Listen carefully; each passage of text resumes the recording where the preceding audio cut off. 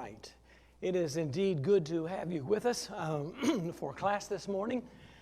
Excuse me. We indeed did not make the trip to Tennessee. Several have been asking me, we thought you would be in Tennessee. We planned to be in Tennessee, interestingly enough, with 3 daughters and grandkids and everything. They had other plans. And so we decided it was not a good time to try to make the trip. We're going to try to make that trip the second week in May, if all goes well. And by then, hopefully, I'll be able to help my wife drive. We'll see how that goes in terms of the doctor releasing me from wearing this sling and being able to do things with my right arm. We're in Acts chapter 23, so if you want to turn your Bibles there, you may. You may remember that Paul is being taken now to the council by the tribune, the chief commander, the fellow in charge of the army. He wants to find out exactly what the accusation against Paul is. And so he thinks that maybe he can get something from the council itself. Paul, looking intently at the council, said, "Brethren, I have lived my life with perfect good conscience before God up to this day." The high priest, Ananias, commanded those standing beside him to strike him in the mouth. And then Paul said to him, "God is going to strike you, you whitewashed wall. Do you sit to try me according to the law, and in violation of the law order me to be struck?" But the bystanders said, Do you revile God's high priest?" Paul said, "I was not aware, brethren, that he was high priest. If it is written, it is written, you shall not speak evil of a ruler of your people." Interesting language. Paul is brought now before the Sanhedrin. The agitated crowd was really of no help to him, and he hopes that he can get them to these leaders who will perhaps have a cooler head and may make some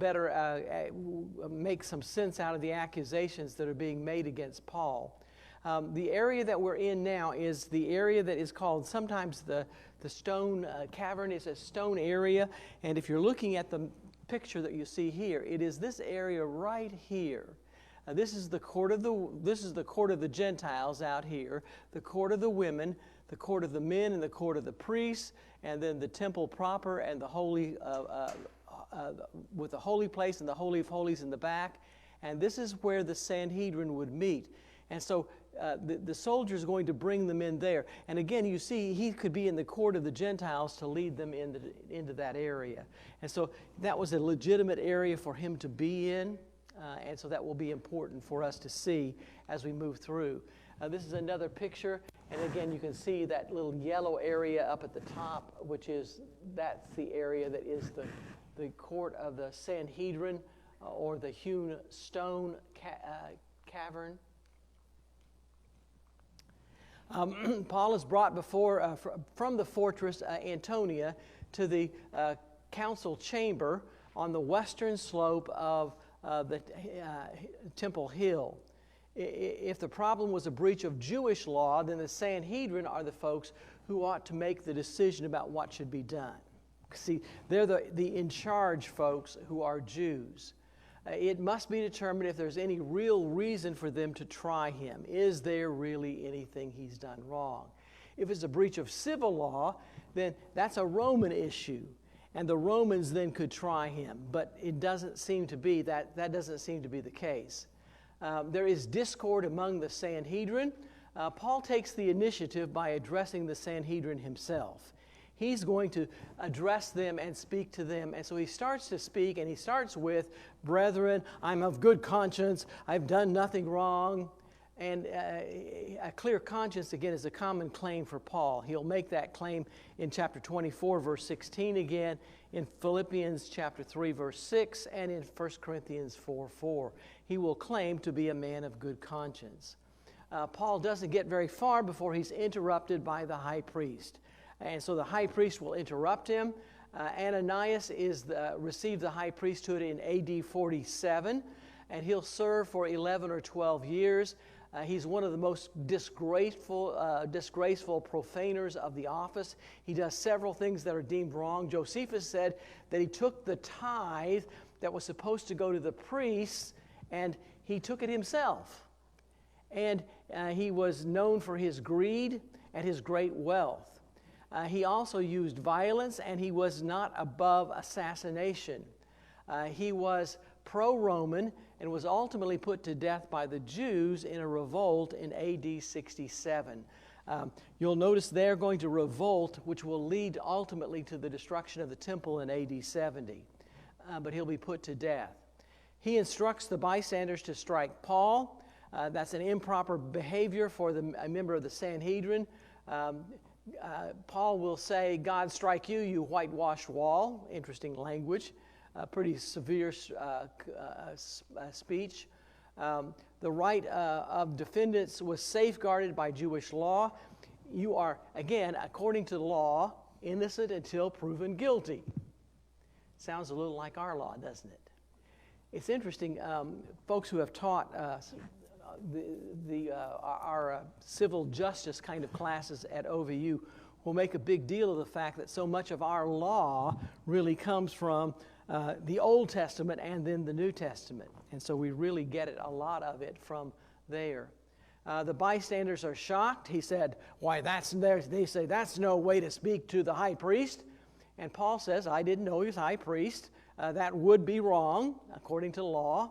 A common question is, why didn't he know? Why did he not know this was high priest? You remember, it's the high priest and the Sanhedrin who will give him the authority to go to Damascus, to bring folks back from there to be persecuted. And folks want to know, well, why didn't he know this fellow was high priest?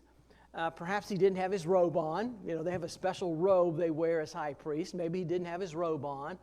Or perhaps it's because he's been away for 20 years. You'll remember, we're 20 years down the line from his initial effort. And so he's been away for 20 years, and he doesn't know him by sight. He doesn't know who this man really is. But perceiving that one group was Sadducees and the other Pharisees, Paul began crying out to the council, "Brethren, I am a Pharisee, a son of Pharisees. I'm on trial for the hope and resurrection of the dead." And he said this, as he said this, there occurred a dissension between the Pharisees and Sadducees. And the assembly was divided. For the Pharisees say that there is no resurrection, nor an angel, nor a spirit, but the Pharisees acknowledge them all. And there occurred a great uproar. And some of the scribes of the Pharisaic party stood up and began to argue heatedly, saying, "We find nothing wrong with this man. Suppose a spirit or an angel has spoken to him." It's really quite interesting. Paul is going to change his tactics. You may remember that he recognizes very clearly that there are two parties. And the Sanhedrin was always composed of both parties, Pharisees and Sadducees. One is sort of the ruling party at the time, depends on who's in charge. And right now, it's going to, interestingly enough, be the majority of folks, especially the chief priests and the high priest, are going to be Sadducees. And so all of that will be significant for what's happening. The priestly family is Sadducean. Earlier, he had appealed to his Roman citizenship when he was before the tribune.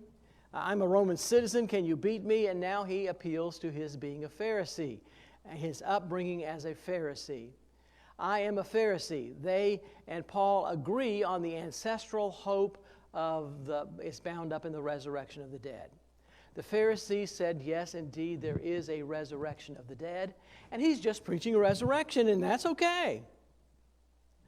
And the Sadducees say, no, that's not okay. Paul and some of the Pharisees came to believe that that hope is fulfilled in Jesus.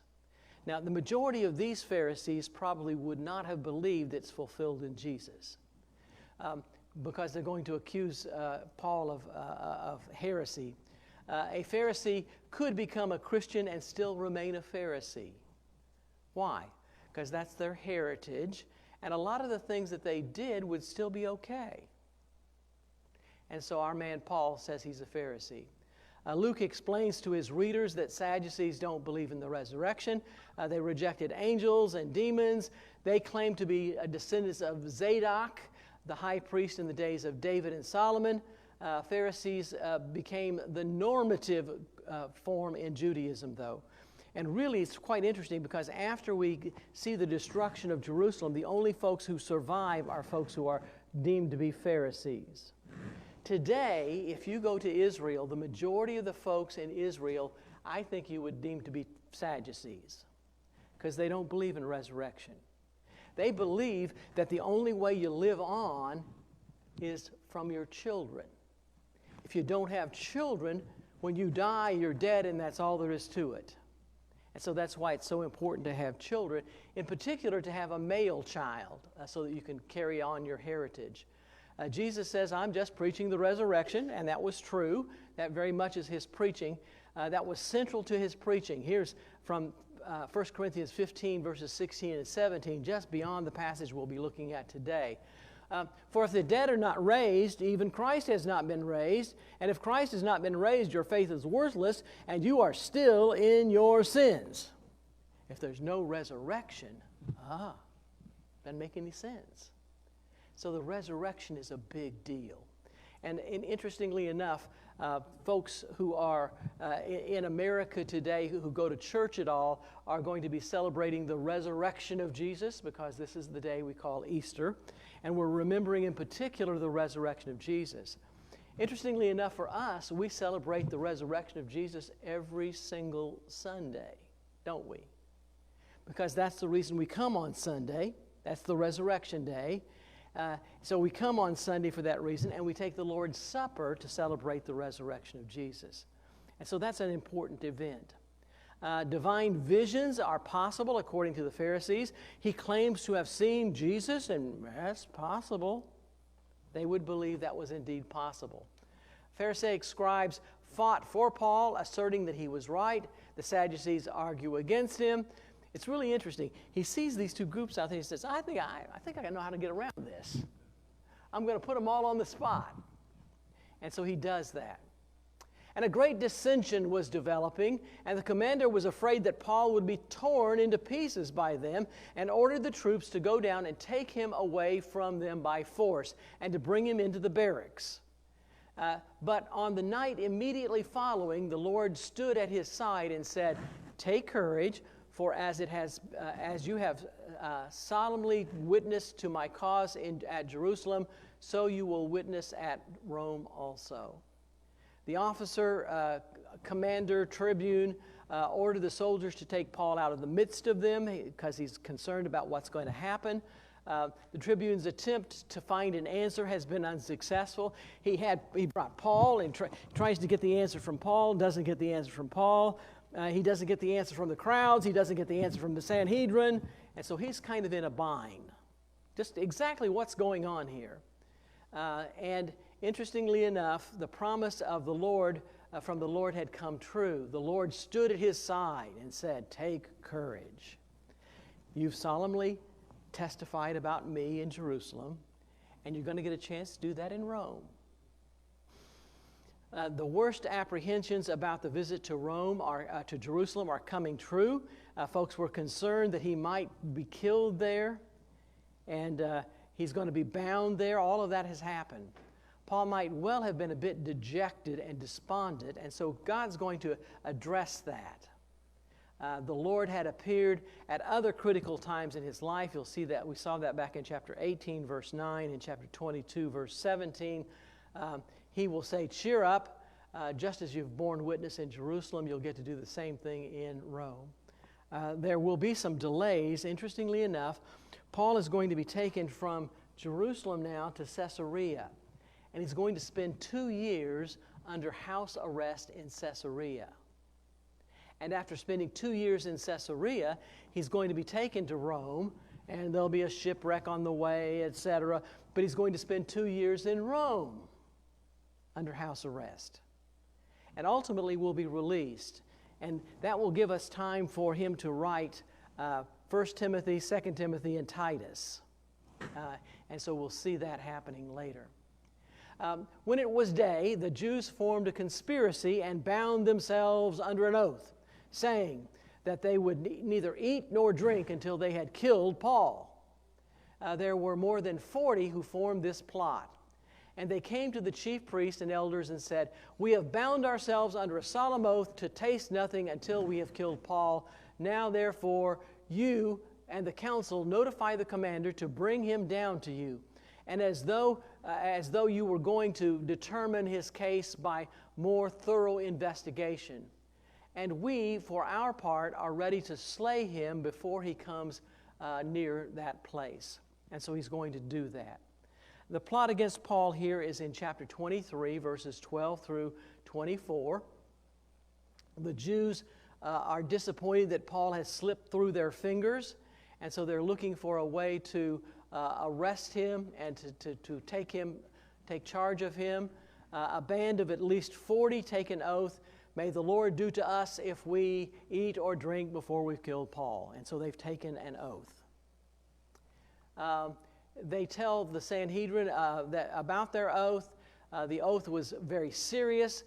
They kind of expect that some of them may die, because they're going to be soldiers guarding Paul, and if they're going to try to kill Paul, some of them may die in that process. So it's a pretty serious vow that they've taken, and it's not going to work. But the son of Paul's sister heard of their ambush, and he came and entered the barracks and told Paul. Paul called one of the centurions to him and said, "Lead this man to the commander," the tribune, the guy in charge, "for he has something to report to him." So he took him and led him to the commander and said, "Paul the prisoner called me to him and asked me to lead this young man to you, since he has something to tell you." The commander took him by the hand and, stepping aside, began to inquire of him privately, "What is this that you have to report to me?" And he said, "The Jews have agreed to ask you to bring Paul down tomorrow to the council, so as though they were going to inquire something more thoroughly about him. So do not listen to them, for more than 40 of them are lying in wait for him, who have bound themselves under a curse not to eat or drink until they slay him." Now, they were ready and waiting for the promise from him, for a promise from you.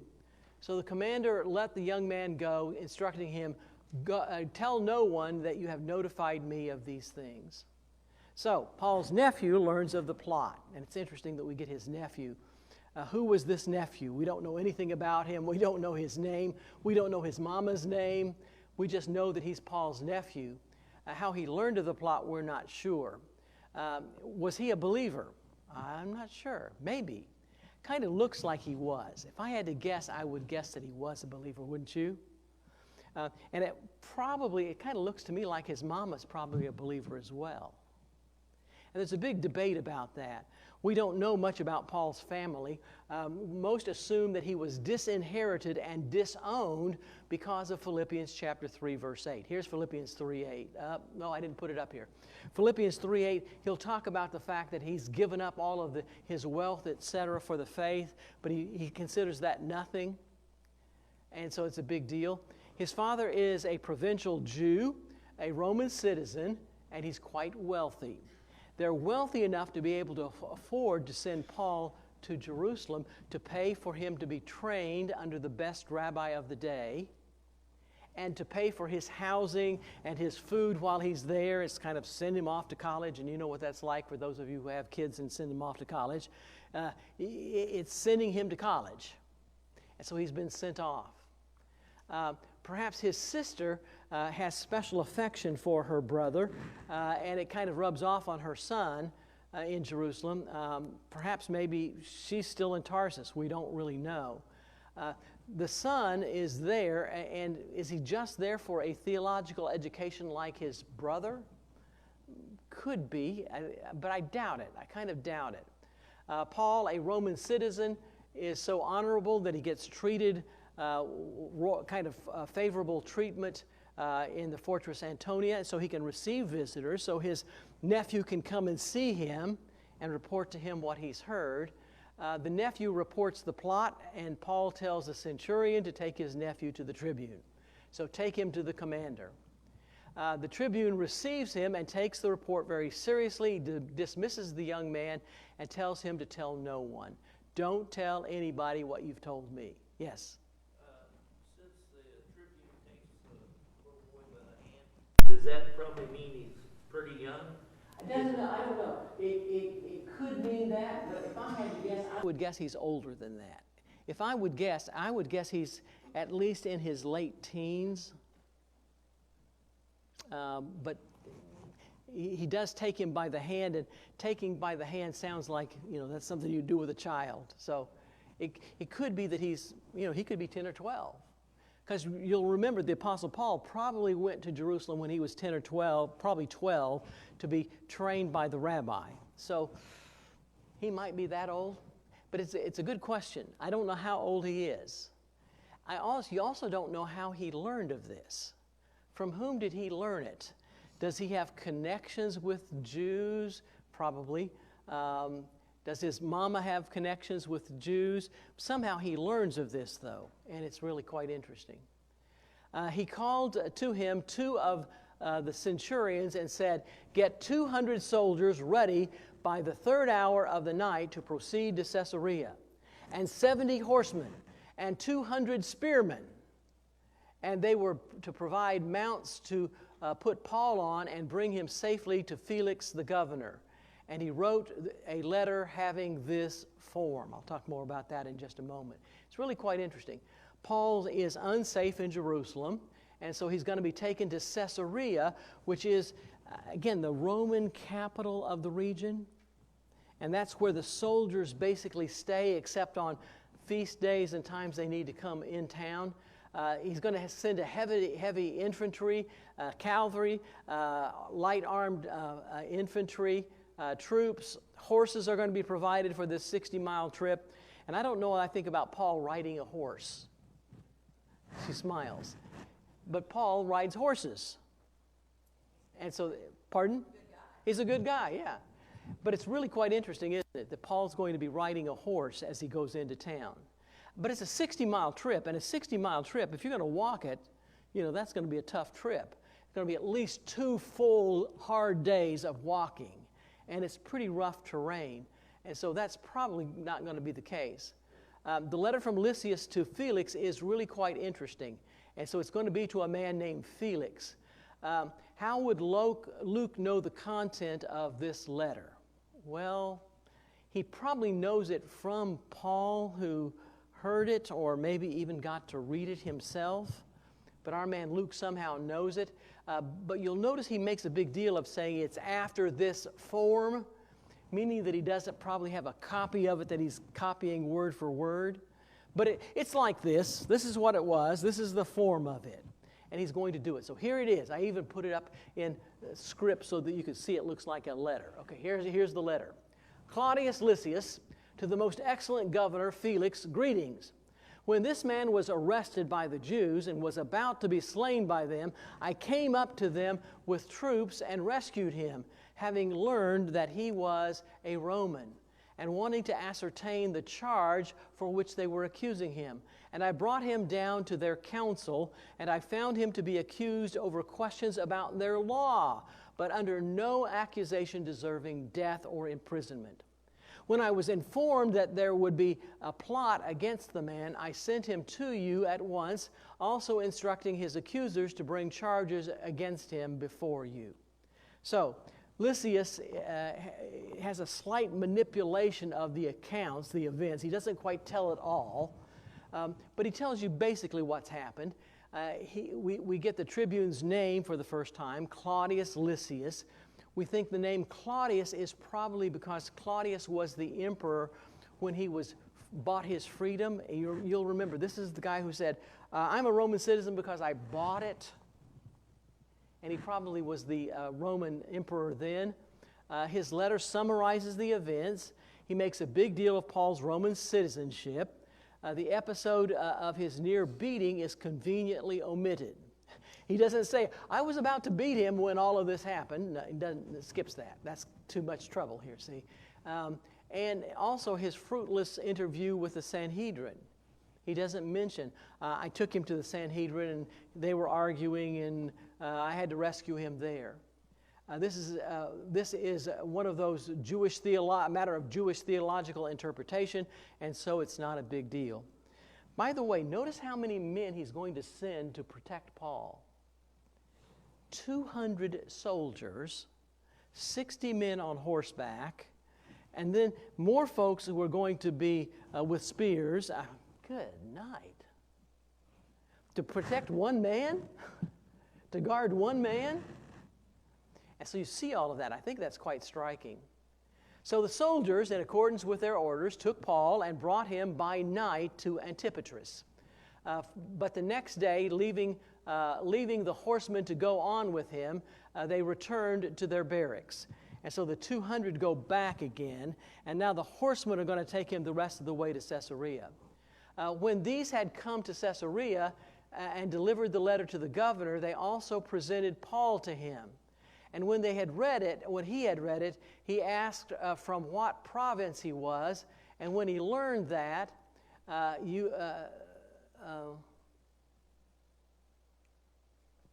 a hearing after, your accusers, he says, you after hearing from your accusers when they arrive, giving orders for him to be kept in Herod's praetorium. So Paul is taken to Caesarea Maritima, Caesarea on the sea. They start out probably about 9 p.m. And they're making the trip by night, again, to make sure that those folks don't find him. They will arrive the next morning about 35 miles away at Antipatris. It's a forced march or horse ride over some difficult terrain, and they're going to go 35 miles. And so here's Antipatris. And you can see it there, right there, Antipatris, from Jerusalem to Antipatris and then up to Caesarea. Antipatris is an interesting city built again by Herod the Great, and it's built at the foot of the Judean hills by Herod, and he names it after his father, whose name is Antipater. And so he names it after his daddy. And so he'll move on then to Caesarea. The infantry returns. The cavalry accompanies him the remaining 27 miles on to Caesarea. Felix takes custody of Paul, and he reads the letter. He asks which province Paul came from. Perhaps his desire is to pass the buck. You may remember that happened with Jesus, because Pilate finds out that he's from Galilee, and he says, let's send you to Herod Agrippa. And so Jesus will be sent to Herod Antipas, not Herod Agrippa, Herod Antipas. And so he'll be sent to Herod Antipas. It's really interesting how much of the story of Paul is like Jesus. Everybody keeps saying he's innocent. He's innocent. The charges don't hold. The same thing happened with Jesus. Pilate keeps saying he's innocent. I don't find any fault in him. And so, again, it's the same with Paul. All of this takes place in the Praetorium, and the Praetorium is the headquarters where the soldiers will be staying. Antonius Felix was the procurator of Judea from about AD 52 to 59, so about 7 years. He is a freedman, once was a slave. His brother Paulus was also a freedman who was in the court of Claudius. And he probably gets his appointment because of his brother's connections to Claudius. Felix's initial post was in Samaria, and then he becomes procurator. During his reign, there was increasing insurgents. Interestingly enough, the Sicarii, and Sicarii are folks, Roman zealots who had little short swords. In fact, the Sicarii is a short sword. And they would have a little short sword hidden away under their robe. And when they would go to a crowd, they would pull the sword out and stab a guy and put it back again and hide as if nothing had happened. And so these are rebels. And there were a lot of rebels during his reign, and that's going to cause him to lose his job ultimately. Tacitus says that he exercised the power of a king with the mind of a slave. He's going to act like he's king, but he behaves like a slave. He doesn't have any culture.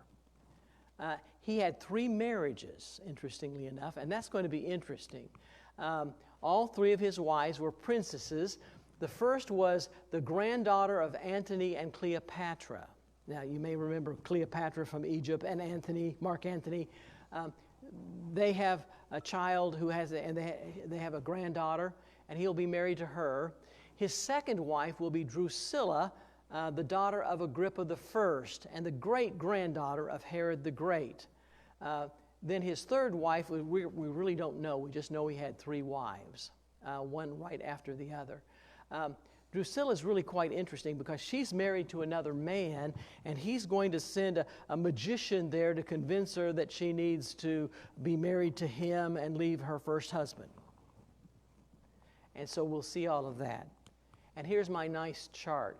I always tell my students, without this chart, you can't keep track of the Herod's family. You got to have a chart like this one because it's a strange family, to say the least. But it's one of my favorite charts. You see Herod the Great, and up here I have 1, 2, 3, 4, 5 of his 10 wives.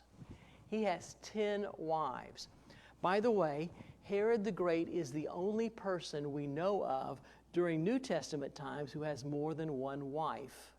Everybody assumes that the command about, the instructions about elders being the husband of 1 wife is because of so much polygamy going around. There wasn't much polygamy in the 1st century A.D. You had 1 wife at a time. Now, you might divorce her and marry and marry and marry, but you have 1 wife at a time.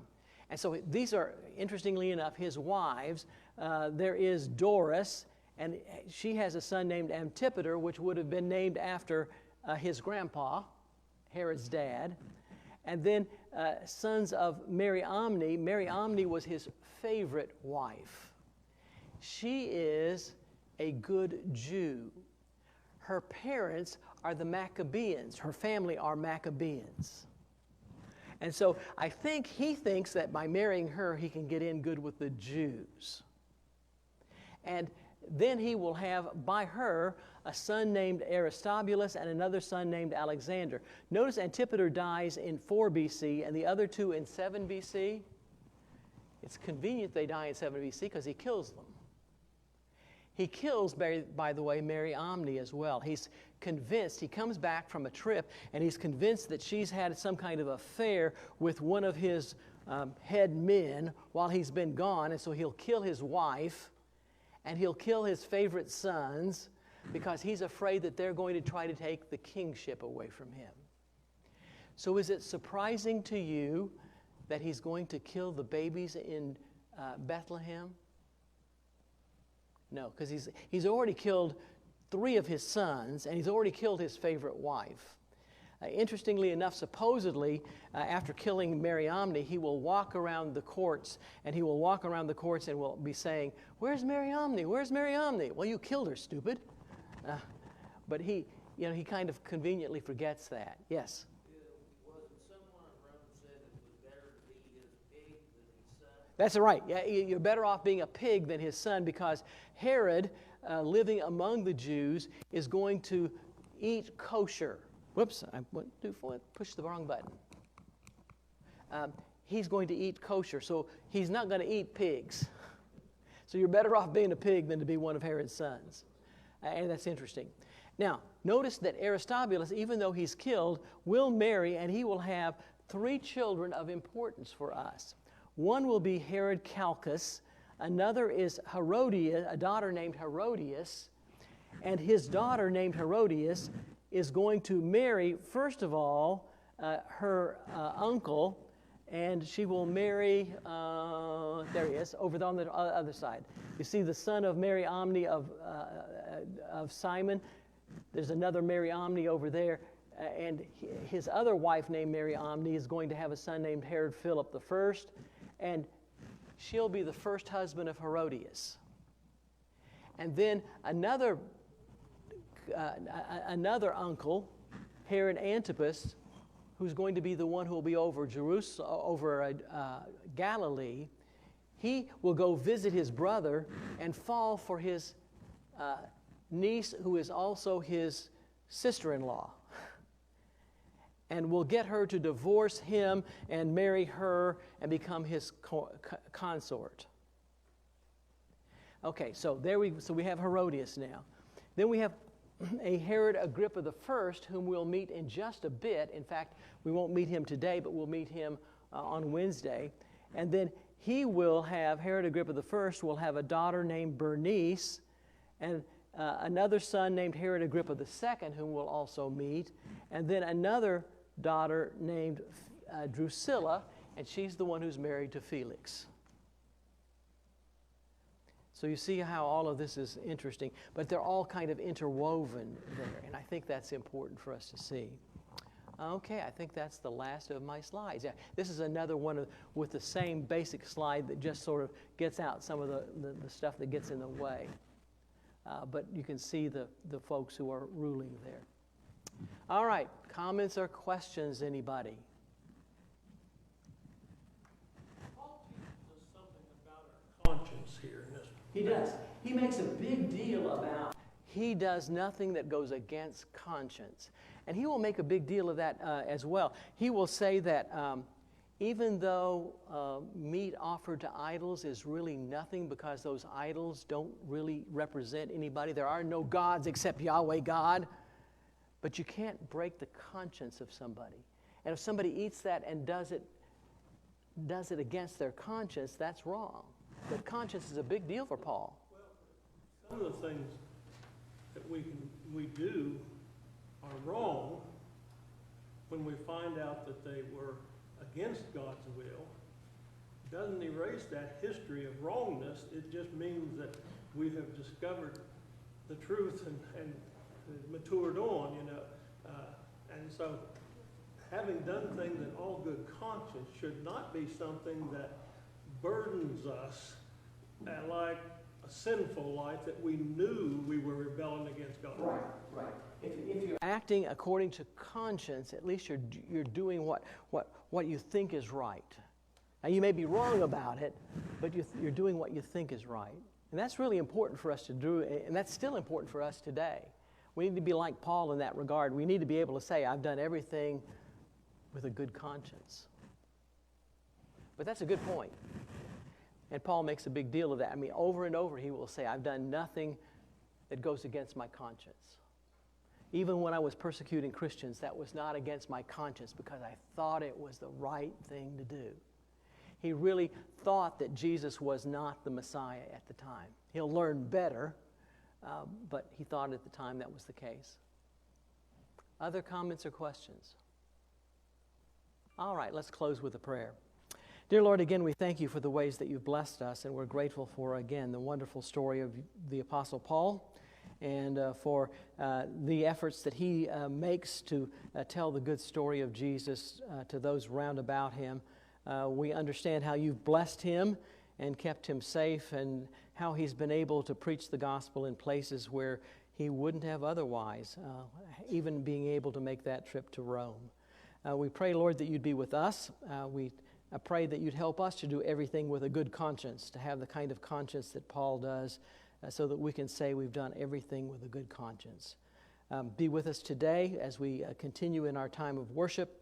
We pray all of these things in Jesus' name. Amen.